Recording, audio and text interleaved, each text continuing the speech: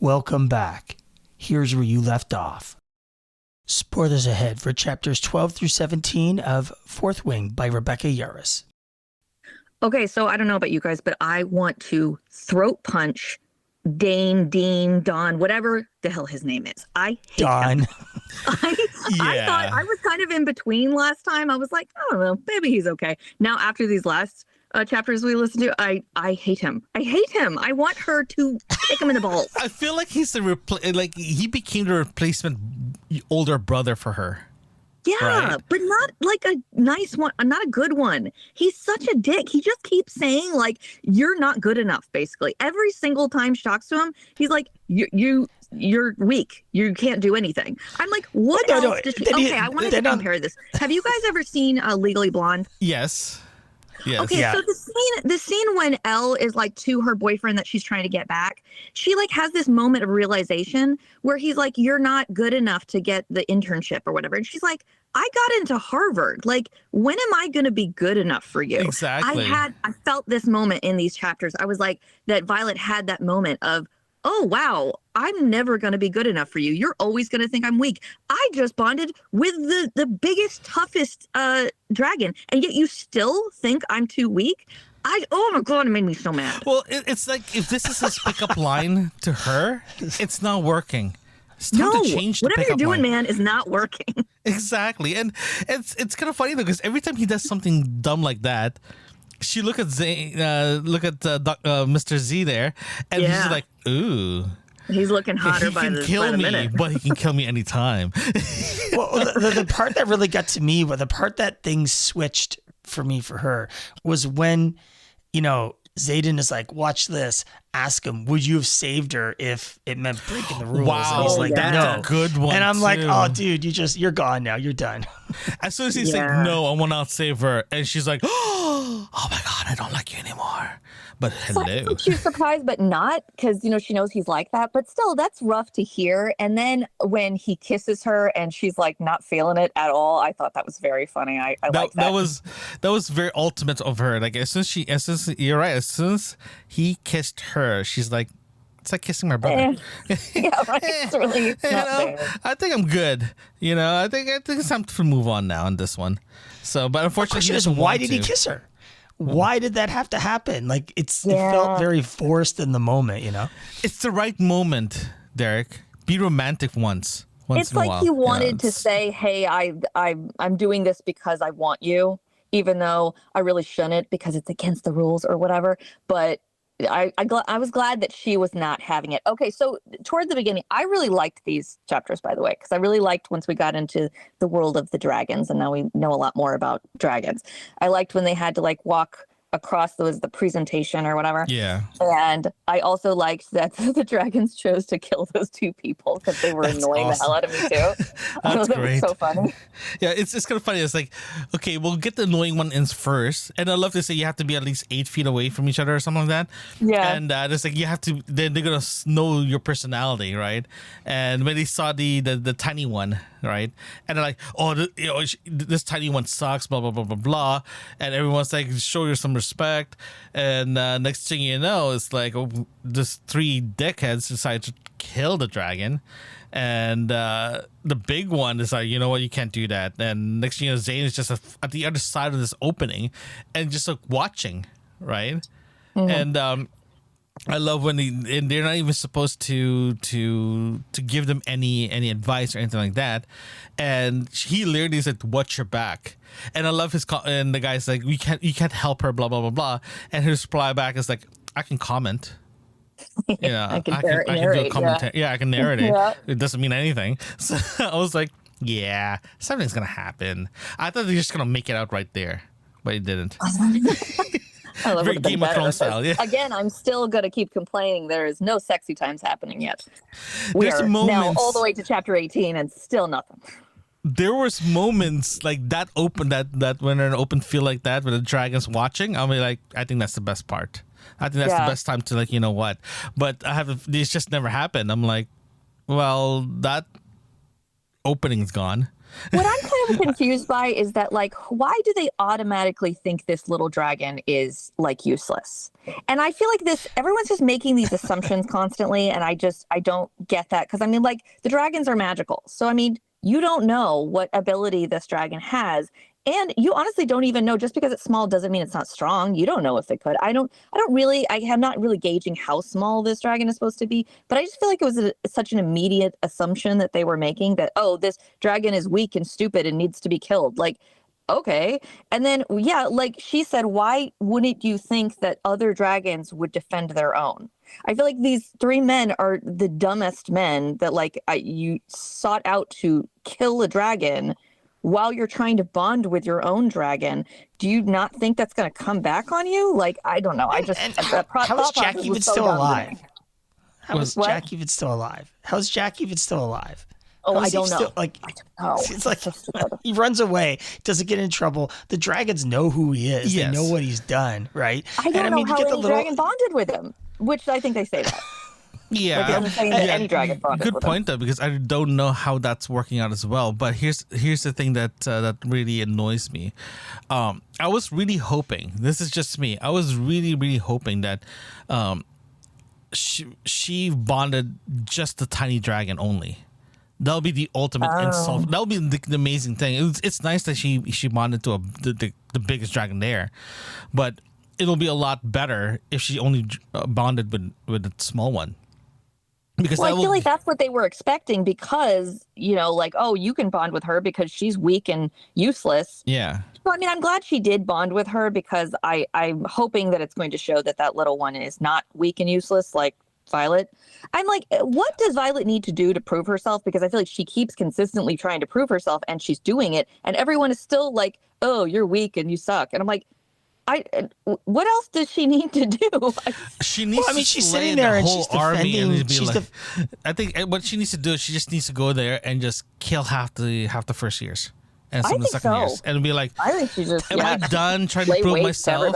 Yeah, exactly. You two are just so violent about this. You're so violent about this. I mean, I would say that her defense of the golden dragon was interesting, because as she's like fighting off all the guys, the three of them, she's like, you know, you are a dragon. You know, you could use those claws or something. And then once Taryn comes, she's like, and the golden one flies off. She's like, that would have been good to know 20 minutes ago, or at least to fly off 20 minutes ago instead of me have to defend you, you know? Derek, we're in the point of the book right now that they're trying to gauge who is worthy to be bonded, right?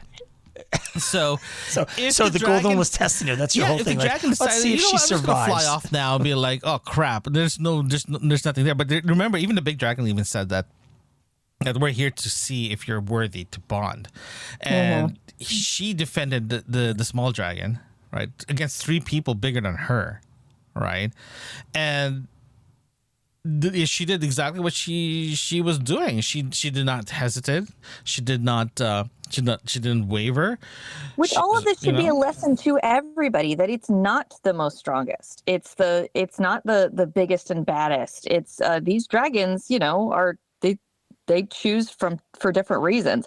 And I feel like afterwards people are still acting like, I don't know, like she's never going to make it. You see that this dragon is consistently catching her after she falls, over and over and over again. So clearly there is something in this chick that's great.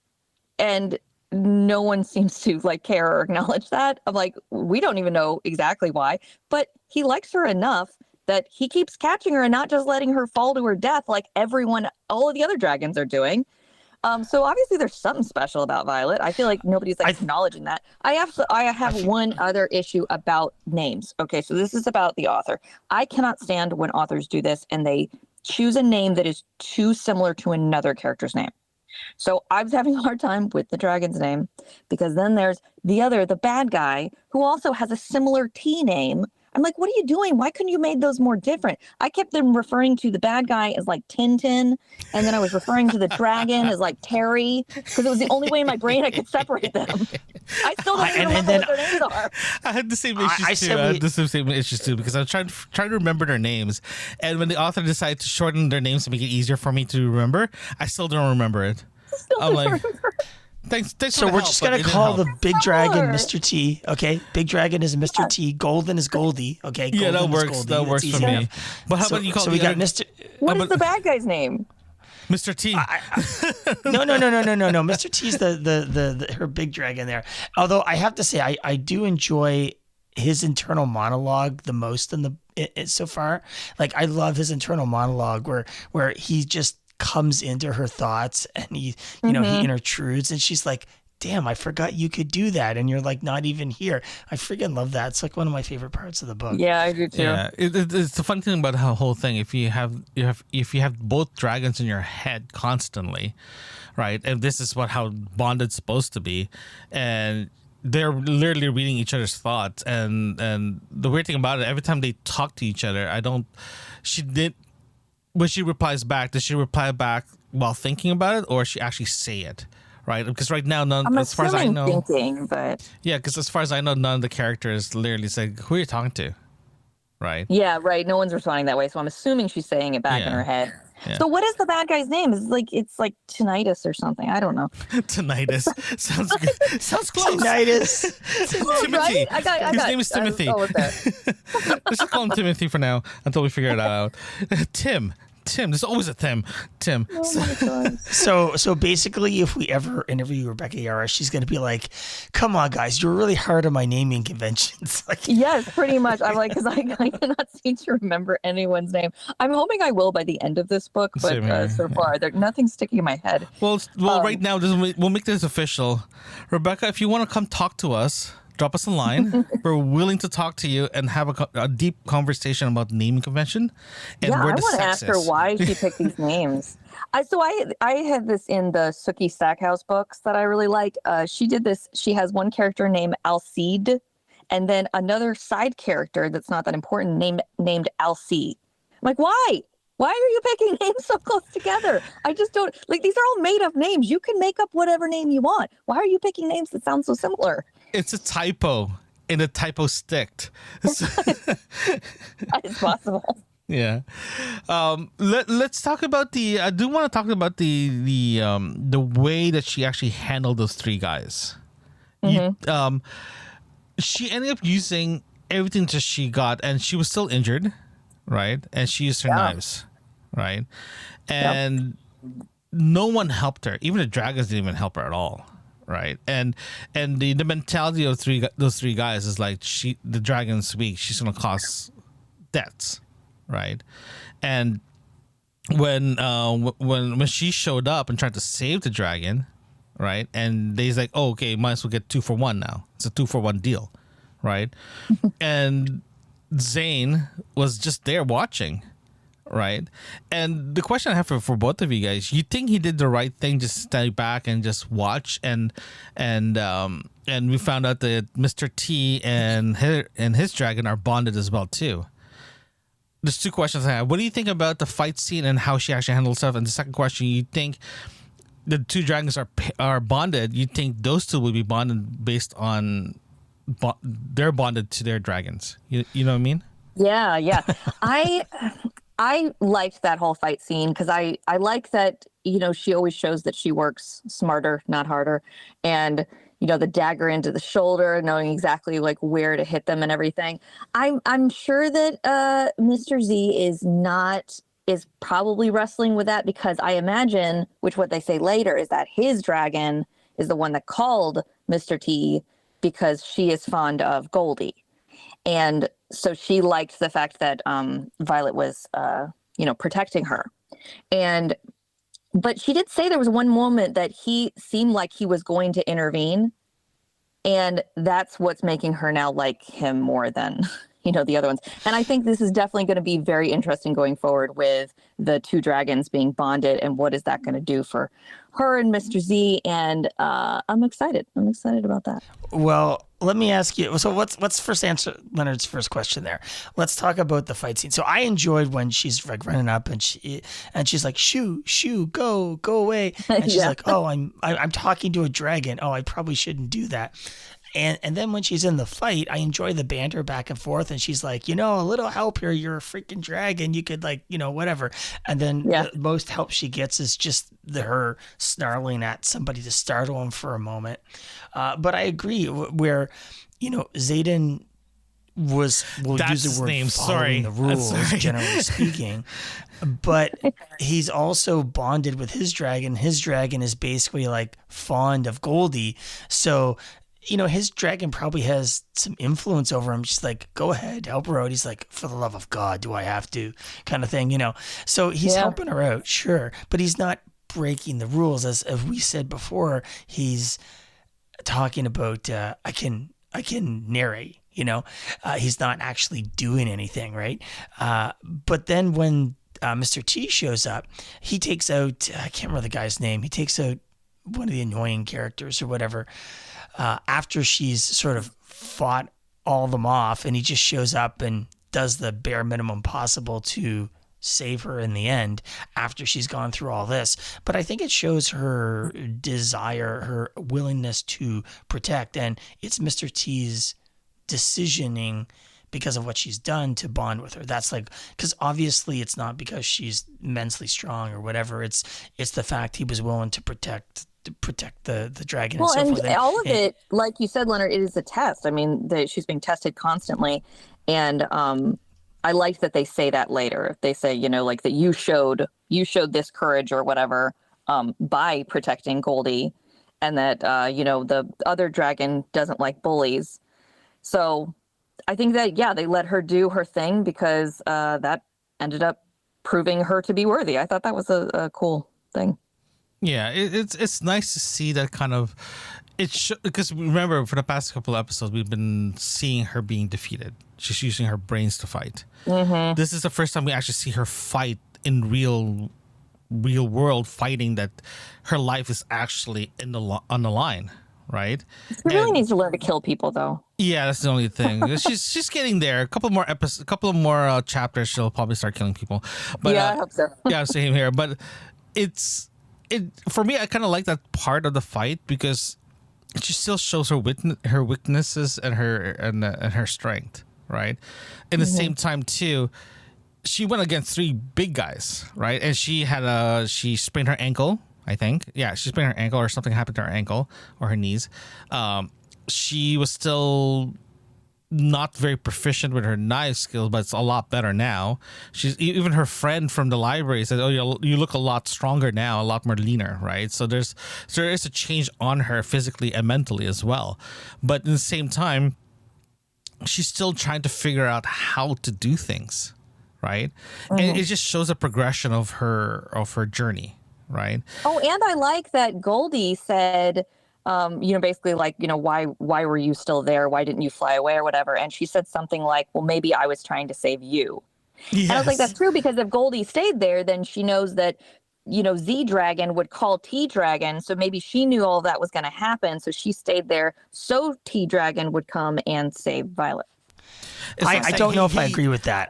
I mean, I see your logic, but if the golden dragon was like, let's just wait and see, and then the other one Xaden's dragon is being so protective, it's like, well, I don't like this. This doesn't smell right. So bring in the big Mr. T in. That would make sense, but I don't think that's what the golden dragon was doing. No, remember, the golden dragon was at the beginning when they were walking down during the presentation. She was there. Yeah. She was literally there looking at everyone. And everyone but why did the gold dragon then just stay there and not fly away? Why she stayed there? I think she's testing her. It's like it's literally like, I want to know how far this lady can go. Why is she there? Or what's her thing, right? Vi's there. She could, at the end of the fight, and when Goldie finally flies away, she's like, I would have loved to know you could fly 20 minutes ago before all this went down, before I have a sword through my arm or whatever. But here's the thing, though, Derek. But here's the thing, though. If Goldie left, right, before all this started, right, how do they know if she's worthy enough? Oh, I'm agreeing. I'm just saying that the argument here that Hannah was making was that all of that was pre-planned. And I don't think that was the case. I think it was simply that Goldie was there and she was looking. I don't even know if Goldie was trying to bond because that hasn't been mentioned. No, I mean, Goldie did. Yeah, that's why I'm a little bond, confused about that. But here's the thing that you have. I'm just analyzing it now. So it's remember the dragons there after the presentation, they have to run away. They have to run different directions. So they have to like see if the dragon follows them or whatever. I think that was the point of that. I think the point was I'm gonna see if I can bond with her, right, Goldie. And if I can bond with her, that's perfect. Because remember, they already said at the beginning that this is very, very rare that she shows up. The golden dragon shows up. So when they start bonding, there's a good chance. Remember, we found out that the dragons do talk, right? Mm-hmm. So there's a good chance, Hannah, you're right. This could be a massive plan of the dragon side. I'm just throwing it out there. No, it makes sense. A possibility as an option. It is a possibility, but there is. Remember, dragons do talk. Any animals do talk to each other. It doesn't matter how they communicate, but they do communicate. And if they say, okay, Violet is like a potential bonding here for Mr. T, right? But the golden dragon is like, you know what? I'm going to join too because I see virtue on her. I can actually help her. Yeah, I don't think that's the way it went down. I don't agree because Mr. T specifically says, I bonded with you because I saw something in you. Now, Goldie says, I'm going to bond with you as well. So Goldie makes that decision to bond. And then at the end of the chapter, Vi literally says, and all hell breaks loose, right? Because that's never happened before. And then the dragons have to go and have their conversation and actually argue it out. So it's not a plan, I don't think.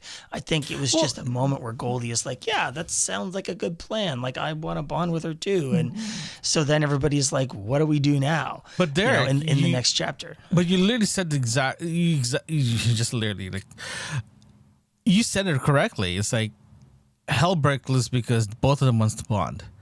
Yeah, both of them are not going to bond. The argument is whether it was Goldie that decided to bond first, and then she like called Mr. T in, like, hey, check or someone out. if the other way around. Yeah, because to be honest with you, I like the argument of them planning this out. Because if Mr. T did not show up, let's use the scenario. If he does not show up during the fight itself, I have a feeling Goldie will step in, right? But if Mr. T is like, hey, Mr. T, go check this one out because I think she's a good bonding thing, and we can work together, make her a lot stronger, right? Because I have the feeling that the Mr. T and Goldie is almost like a yin yang thing relationship. He's more brute force, and I have a feeling that Goldie will be her. So in other words, Mr. T will be her strength, and Goldie will be her empathy. This whole thing, right? Maybe. Okay, so I'm also wondering in the future is like, okay, so that the dragons can all talk to each other, and then now she's bonded with Z Dragon's mate. So like, are they gonna share each other's minds? Like, is Violet gonna know what Mr. Zexy is thinking? Is it gonna filter through them all? I have a feeling that I think she's afraid of that. I think it's feeling that she's gonna be afraid of that because when if they are bonded pair, right, and they do mentally attach to each other from the human side, as you said, they might be a little crossover there, right? The dragon's emotion will be going past to the humans. The humans will like, well, why not, right? So, but I have this feeling that's gonna happen. But again, Violet is like, I like you, I like the bad boy, but the nice guy is getting annoying. Right. It's like I actually have a different argument there, guys. So I'm gonna ask you this question. Okay, so let's go to the moment where Dane and Z are arguing about what happened in the forest. Okay, and why do you believe that Xaden orders Dane to answer whether he would follow the rules and let her die or not? Why would that matter to him? Why does it matter to him whether she, what's the purpose behind that? Hannah, you want to go first? He does say that right after. Well, he said like, you put too much faith in him, or you rely on him too much, or you trust him too much. But then also he does say, now I have to keep you alive because we're all connected. He does explain that. So I mean, I get it now. But what's his purpose to destroy that like we'll just call friendship or connection or whatever? Is that his purpose there to destroy that? Even though honestly Dane had already done that himself. He didn't really have to do anything. But him being like, no, I would have followed the rules and let her die was really the nail in the coffin, like truly. Here's the question. Definitely. From your question, I'm going to actually answer this in another question, the way of the question form. Okay. When he asked that question to Dane, it's like, would you save her? And his answer is no. Right? That tells me that Zane is more than a wing commander. He is a guy that's willing, because remember, you have to look at his background as well too, right? His parents are rebels. They try to do whatever, and they conscript him to be part of this whole thing.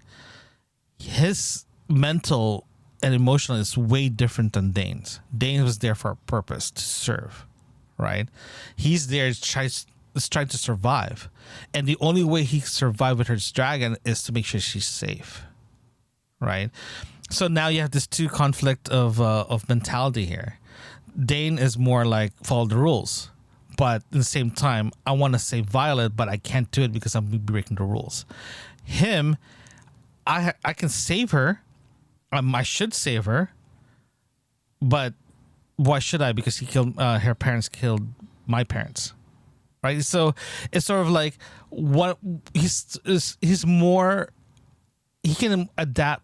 Zane can adapt faster than Dane regarding his feelings. I keep wondering if there's a reason that Mr. Z does not trust Dane. If there's a reason beyond, because then it kind of goes back and forth of like, well, is Mr. Zaxi just still struggling with his feelings for her, and he doesn't like that he kind of likes her. And I kind of feel like that's been going on, throughout the book. Like he hates her, but then also, I don't know, I kind of like you. So I don't know. Well, the question is, when did you start noticing that he likes her? It's because I feel like he kept helping her. It was like when they met in the forest or whatever, and she said that she wouldn't tell or whatever. I feel like then he started seeing her different, and then was like giving her advice and stuff and kind of helping her. And he really had she kept being confused by it. He really had no reason to help her. Now that the dragons they're bonded and everything, now I completely understand why he needs to help her. Like it's his own survival, like you said. But before he didn't have to do any of that. But he was also explaining that it was helping him like keep his humanity or whatever, of like keeping her alive.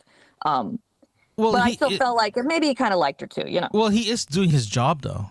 If you can think about it, without any ideas of revenge, let's take that out of the equation right now. He is doing his job, trying to teach first year, right?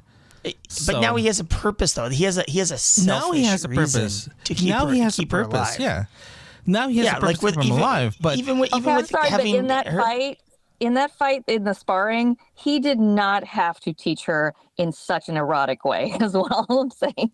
Can you imagine him doing that to one of the guys? No, was the he fight, would not have. Was the sparring before or after the night thing? When they had together? It was right after. It's right after. That's why it's there, because remember, she already told him, I'm not going to say anything. And he's like, I'm not going to say anything. You left curfew. Right? Because he can kill her right away and it's like, my problem is solved, right? I don't have to worry about her telling anybody, right? So for her not killing him, you're right. There's a good chance there's going to be attraction. There's potential attraction there. Feelings started there. Yeah, but at the same time, in the same time, he's kind of like, I want to know how far can this lady go and not tell her mom, right? If she said already, I don't really care if you guys get together. I don't care. She totally like forgot about it. Like she doesn't care anymore, right? But at the same time, it's sort of like, okay, do I still trust her not to tell anybody? But now they're bonded. I have to trust her more to do, because we're bonded now, officially bonded. Yeah, now they're definitely going to do it. Yeah, I'm pretty confident that they're going to do it. They're going to have a rendezvous. But the question is, why are they going to do it, Hannah? Because they have to stay more bonded. Of course. I think it's like the bond is gonna make them like have to or something. I don't know. Like they can't keep away from each other, kind of thing. Okay, so then when she starts doing like the flying lessons, I don't know. I understand her point of view of like, I need to learn how to do this, but also like, Mr. T is like, it doesn't take that much of my power to keep you on me, to keep you writing in your seat or whatever. I was like, just let him. Like, I don't know. I was getting kind of annoyed with her. I was like, you're going to keep just allowing yourself to fall. At one point, do you think that he might just let you die because you're so annoying and you just keep falling? And he said he doesn't mind keeping her on. Like, just let him do it. Actually, I had the same notion as well too when I was at that part right now too, because I was like, why don't you just let him help? Right? I know. But he said it's like a fraction of my power. I can do it. It's not a problem. Yeah, but I got this feeling that she wants to do it herself because she wants to build her strength, right? Because remember, she doesn't like to be cuddled, right? She already demonstrated that with Dean. She doesn't want his help. I don't want to leave the writers. I want to stay here. I don't want to go back to the scribe and all that good stuff. And I have this feeling she's one of those characters that she got her things set in her mind and she's going to do it the best of her ability. Right? What I'm infuriated by, what I would be if I was any of the other writers, is that you are noticing that other people are falling off their dragons to their death. So this is happening all around you more than once, and you keep falling, and your dragon is so nice that he keeps saving you. He doesn't have to save you. He could let you fall and die at any point. But she still keeps trying. I'm like, at what point do you think his patience is gonna run out? Like, I still am like, I would be, if I were her, shocked that this the biggest dragon bonded with me. But now also you bonded with me, but then you're being so nice that you're saving me because the other dragons that are bonded are not saving their riders. So I'm like, why are you keep trying to do something you're clearly not gonna do because you keep repeatedly falling? If I were her, I would keep thinking, when is Mr. T's patience gonna run out? And he's gonna be like, okay, this is not worth it anymore. I'm just gonna let you die now. Well, that's actually a good question to ask. Oh, sorry, Derek. That's a very good question to ask, though. But now you have to ask the question: it's like, does Mr. T have an alternative plan with her? Which I feel like he does. I mean, yeah. Right. So she keeps saving her. Okay, let's explore that. Right? What's the alternative plan then? That's a good question. To be honest, I have a feeling that he's doing something to revenge his original writer, his old writer. Remember, his old writer died. That's pretty deep, buddy. That's pretty deep. Dude, that's deep. That's like freaking B-side of a record right now, man. Well, and what was the old guy's? Because I was also kind of irritated that I wanted to really know what her power was going to be, and we didn't learn that yet. What was his old writer's power? Do you remember? No, I don't know. I don't remember. I think they never explored that, didn't they?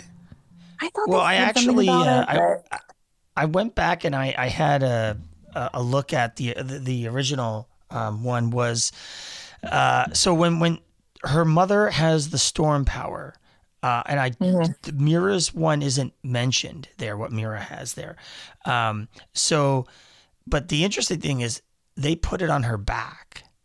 So everybody else has it on like their arm or their like whatever. Yes, you're right. Yeah, hers is on her back, her and she doesn't know what it is. Her sigil is a dragon with another. I did look that up because I wanted to try to see it. But she doesn't know what it does. No. Yeah.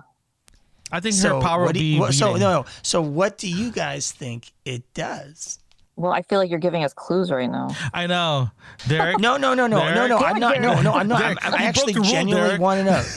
No. Actually, I'm going to tell you straight up. I don't remember what it is. I'm being straight up. I don't remember. Sure. Okay, I think it's going to be something mental. I think something like, I don't know. Maybe she can read other people's minds. I don't know. Something with her brain and smarts. I feel like it has to go with something that is, things that she's already shown. What's Dane's superpower again? What's Dane's superpower again? Is to he can view like their last memory or something. Okay, which is oddly specific. I know, but I have a feeling that he's gonna be more of a healer, like her brother. Oh, okay. Because I have this feeling. Oh yeah, you said this last time, but you think that she can only heal other people. Yeah, I have this feeling she can only heal other people, but she can't heal herself. I think that's gonna be the issue, because. Again. Wasn't there somebody, okay, this is what I'm thinking of, and I don't know where it possibly said this, but wasn't like the old writer, because he said something like the the writer that tried to help her brother was like he takes in all of the powers. He takes in other people's powers, and he was trying to save her brother, and then died. Yeah, that's correct. That's correct. That's how her brother died, and his friends. Was that Mr. T's writer, or was that a different one? To be honest, I think that is Mr. T's writer. I think that's what it is, because if that's the case, my theory of her getting the ability to heal. Yeah, she could be getting everybody's power. Yeah, but I think I have this feeling the twist is like as soon as she tries to heal someone, she's the one who loses power, not the people, not around her. Interesting. You know, because the way. So you mean that the original guy who tried to save Brendan, they lose power, like they give up their life force kind of thing to heal the person. Is that what you mean? But his is like he takes life force around him, tried to give it to tried to save him, but he's already dead. So he cannot take someone out from dead. It has to be injured. But in this case, I have a feeling that Violet's power will be something similar, but instead of taking from from power surrounding around her, she's the one who's going to lose that power. So. That's just my theory. I have a feeling that's going to be a thing because the way, based on where we are right now, she's, especially her interaction between Goldie and Mr. T, she's always looking after them first before herself. She remember even the writing thing, she was falling off. It's like, I want to learn to do this myself because I don't want to burden you. Try to hold me up. Yep. I mean, and I think that's why they chose her is because of her empathy. And even though he was like, you should kill, your enemy or whatever, but I think part of it is that she didn't, and that she's always been like that. Yeah. So what do you guys think is going to happen in the next couple chapters then? What's going to occur the next few chapters then? Okay. So I think she's going to keep training and maybe start getting better and actually staying on Mr. T. And then because it ended with like her training with Imogen. And I feel like there's going to have to be some more conflict with like, Mr. Zexy warned her that people are going to try to kill her. So I feel like that's probably going to start happening. People are going to try to kill her. I'm assuming. I think it's gonna be the same thing as well too, because the conversation they had that because you are a bonded person and they know that the beginning part of being bonded is very weak, so they know this dragon's willing to bond. Yeah, so because like you're number one hit list. Yeah.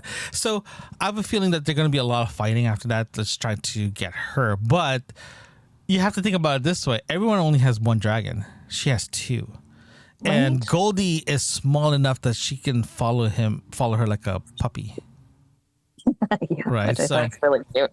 She's described really adorable. I don't know about you, but like I keep picturing dragons from like How to Train Your Dragon. I keep picturing them like cartoons. I don't know why. Yeah, same here. I think it's the way Goldie was described. I was like, oh, she sounds adorable.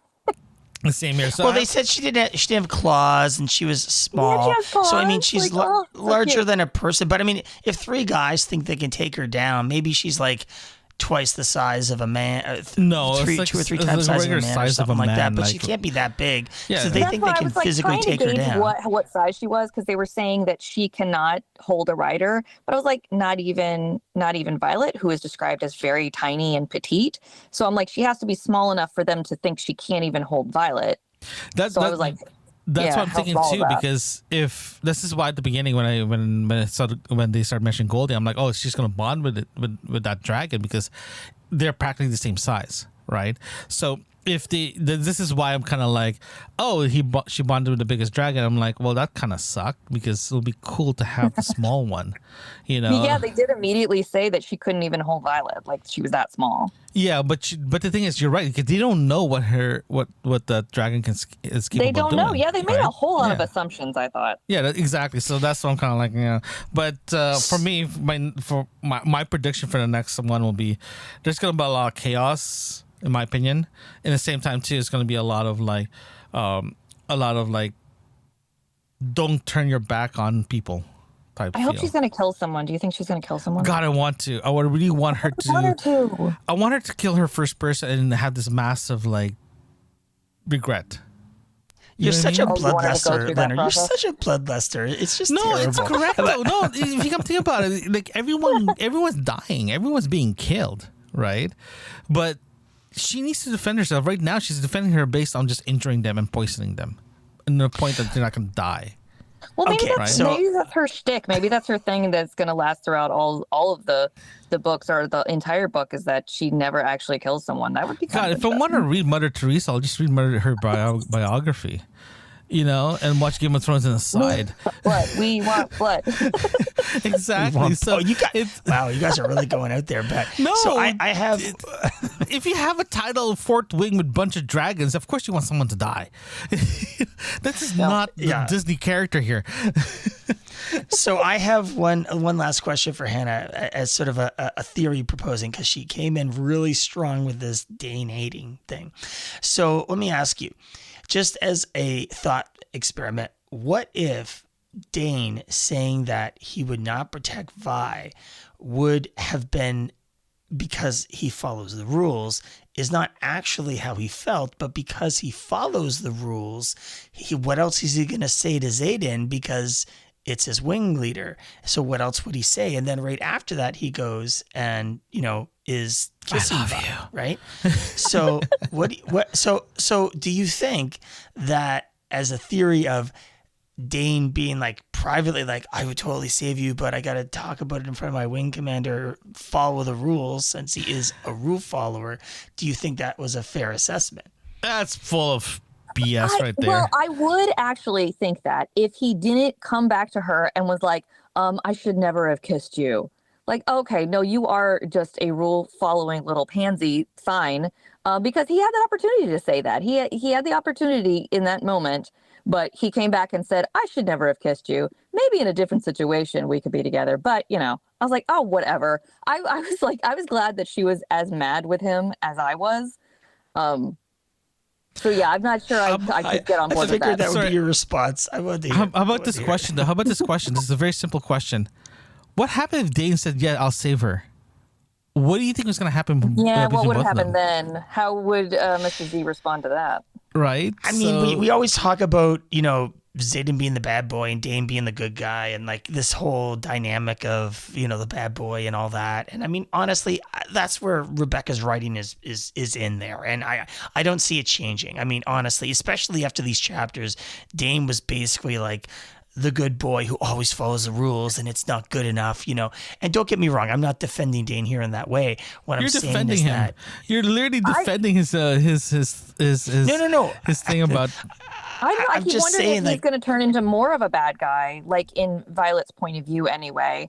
I'm very curious about that. If like she's going to stay being mad at him, or if he's going to do anything to redeem himself, and it's going to kind of go back and forth. Because I was really wondering if this book series was more like a, Twilight Team Edward, Team Jacob kind of thing. But it doesn't seem like they're going in that direction, because they're definitely making you not like Dane. So I'm curious if they're going to do more to make you not like Dane, or if he's going to do something to redeem himself. I'm curious about that. Okay, how about this? Sorry, I have to put this in though. What happened if they decide to have a duel for Violet's affection? I feel like Mr. Z is well, I definitely mean, Dane would have to do it within the rules, I suppose. No. Let's just put it this way. What if Dane's like, I'm done. I need to tell Violet exactly how I feel, but she ending up saying, oh no, I don't want you. I want the other guy. Right now they're like clashing. Next thing, those two boys start fighting regarding her. Right? What happened? There's actually like, screw the rules. Let's just go to the mountains, get this over with. Right? I don't know. They keep saying Z is ruthless, so I think he's going to win. But I have this feeling Dean can be one of those sleepy people that they're like, I look cuddly, but I can kick ass. I'm just saying. Ooh! I have another scenario. What if Violet and Mr. Zexy have sex, and then Dean uses his power on her and remembers it? Because that's her last memory. And he's like, what? That is a good theory. That's really good. Hey, you remember, do you guys watch Bridgerton, right? So, but if the Duke and the brother were like trying to duel, and she ran, and what's her name? Daphne ran with the horse and almost got shot. I have a feeling it's going to be something similar if they actually have a duel. She'll ride in with Goldie. It's like, no! Don't do it! I have a feeling it's going to be like that. It'll be like amazing. All right, I like this prediction. Join us next time as we review chapters 18 through 22 of Fourth Wing by Rebecca Yarros. Thank you for joining us today. Don't forget to hit that subscribe button and share a review. We love to hear from you. Send us an email at yourbookmarksinfo@gmail.com. Join us again right here where you left off.